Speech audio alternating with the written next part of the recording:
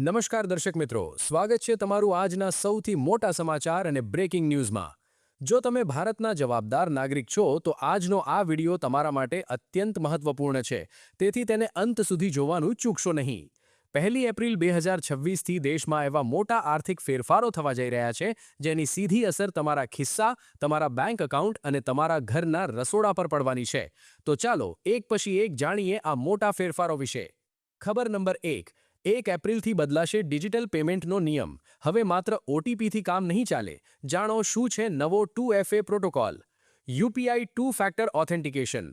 Mall હોય કે સ્થાનિક દુકાન, અત્યારે મોટાભાગના લોકો પેમેન્ટ કરવા માટે ડિજિટલ ટ્રાન્ઝેક્શન અથવા યુપીઆઈનો ઉપયોગ કરે છે।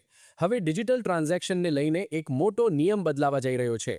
ભારતીય રિઝર્વ બેંક એટલે કે આરબીઆઈના આદેશ બાદ હવે બેંકોએ 2 ફેક્ટર ઓથેન્ટિકેશન લાગુ કરવું પડશે। સપ્ટેમ્બર 2025માં જાહેર કરાયેલા આ આદેશ માટે 1 એપ્રિલ 2026ની ડેડલાઇન નક્કી કરવામાં આવી છે। ખબર નંબર 2 ઇન્કમ ટેક્સમાં મોટો ફેરફાર। 6 દાયકા જૂનો કાયદો ખત્મ। 1 એપ્રિલ 2026થી દેશમાં નવો ઇન્કમ ટેક્સ એક્ટ 2025 લાગુ થવા જઈ રહ્યો છે। સૌથી મોટી ખુશખબરી એ છે કે નવી ટેક્સ વ્યવસ્થા ન્યૂ ટેક્સ રેજિમ હેઠળ હવે 12 લાખ રૂપિયા સુધીની આવક પર તમારે એક પણ રૂપિયો ટેક્સ ચૂકવવાનો નહીં પડે। પગારદાર કર્મચારીઓ 75,000 રૂપિયાના સ્ટેન્ડર્ડ ડિડક્શન સાથે કુલ 12.75 લાખ રૂપિયા સુધીની આવકને ટેક્સ ફ્રી કરી શકે છે। આ ઉપરાંત હવે અસેસમેન્ટ યર અને પ્રીવિયસ યરની ઝંઝટ ખત્મ, તેને બદલે માત્ર એક જ ટેક્સ યર ગણાશે।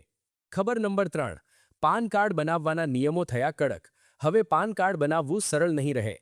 1 એપ્રિલથી જન્મ તારીખના પુરાવા તરીકે માત્ર આધાર કાર્ડ માન્ય નહીં રહે।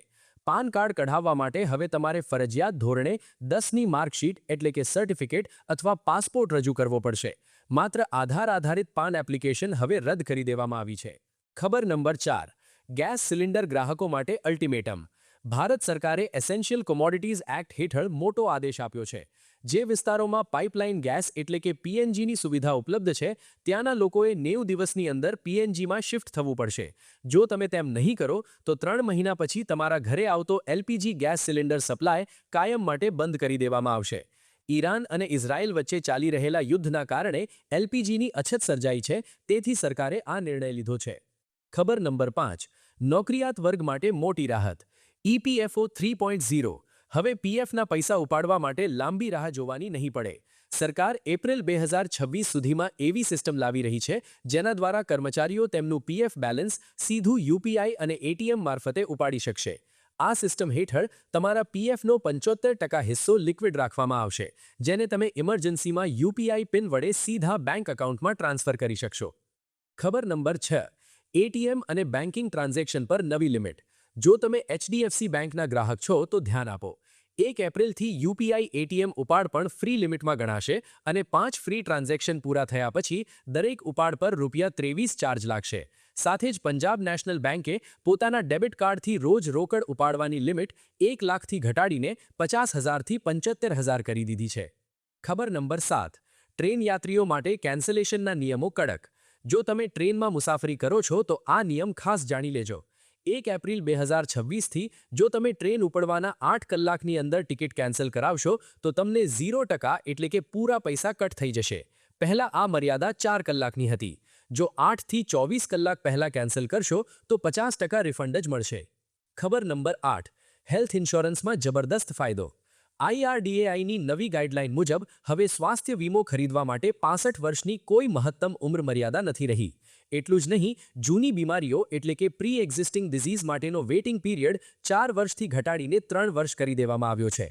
અને હા, સૌથી મોટી વાત, હોસ્પિટલમાંથી રજા મળ્યાના માત્ર 3 કલાકની અંદર ઇન્સ્યોરન્સ કંપનીએ તમારો કેશલેસ ક્લેમ પાસ કરવો જ પડશે।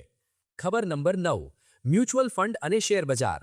સેબીના નવા નિયમ મુજબ હવે મ્યુચ્યુઅલ ફંડમાં રોકાણ કરવું સસ્તું થશે। એપ્રિલથી જૂના ટીઈઆરની જગ્યાએ નવો બીઈઆર ફોર્મ્યુલા લાગુ થશે અને બ્રોકરેજ ચાર્જ પરની લિમિટ 12 બીપીએસથી ઘટાડીને 6 બીપીએસ કરી દેવામાં આવી છે।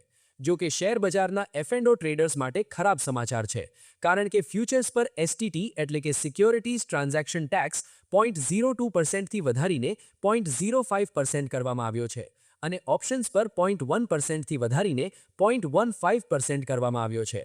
તો દર્શક મિત્રો, 1 એપ્રિલ 2026થી આ 8 મોટા ફેરફારો તમારા રોજિંદા જીવન પર મોટી અસર કરવાના છે. આમાંથી કયો ફેરફાર તમને સૌથી સારો કે ખરાબ લાગ્યો? અમને નીચે કોમેન્ટ સેક્શનમાં ચોક્કસ જણાવો. જો તમને આ માહિતી ઉપયોગી લાગી હોય તો આ વિડીયોને એક લાઇક ચોક્કસ કરજો અને તમારા પરિવાર તેમજ તમામ વોટ્સએપ ગ્રુપમાં શેર કરો, જેથી દરેક લોકો આ નવા નિયમોથી અપડેટ રહી શકે. આવી જ સચોટ અને બ્રેકિંગ માહિતી સૌથી પહેલા મેળવવા માટે અમારી ચેનલને અત્યારે જ સબસ્ક્રાઇબ કરો. ફરી મળીશું એક નવા અપડેટ સાથે. ત્યાં સુધી જોતા રહો આવો જાણીએ વિથ AI.